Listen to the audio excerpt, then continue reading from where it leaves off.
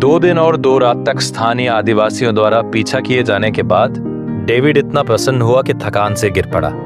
उसे लगा कि वो मरने वाला है, लेकिन तभी पास पड़ी एक गाय की हड्डी से एक मसालेदार स्नेक रेंगकर बाहर निकला, जिससे उसने अपनी भूख मिटाई। सरदार ने अपने पीछे चलते रहने का आदेश दिया।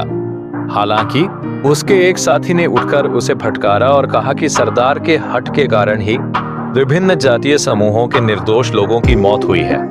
उसने अपनी मां के पास लौटते हुए कहा, पीछा जारी रखने से केवल मरने वालों की संख्या बढ़ेगी। उसके इन शब्दों से सरदार क्रोधित हो गया।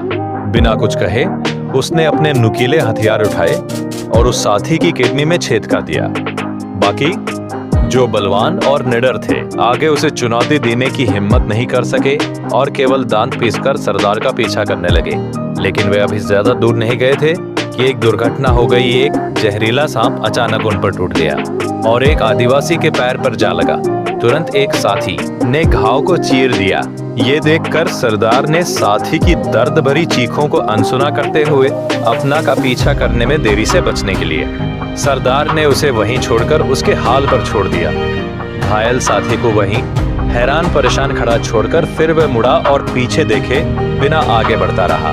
इस बीच डेविड अनगिनत कठिनाइयों के बाद आखिरकार श्वेत लोगों के इलाके में भाग निकला। उनके अधिकार में मौजूद किले को देखकर उसकी घबराहट आखिरकार शांत हुई। डेविड ने पीछे मुड़कर देखा कि वे आदिवासी फिर से उसका पीछा कर रहे हैं। उसके पास उठकर भागने के अलावा कोई चारा नहीं था। किले तक पहुंचने पर वह पूरी तरह सुरक्षित हो जाएगा। हालांकि ये छोटी सी दूरी डेविड के लिए बहुत लंबी साबित हुई, जो पहले से ही थका हुआ था। कुछ ही देर में वो जमीन पर गिर पड़ा।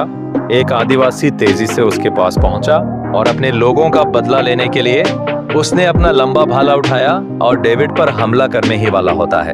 इस नाजुक क्षण में किले के पहरेदारों ने उसे गोलियों से छलनी कर दिया, मानो मौत की सजा हो।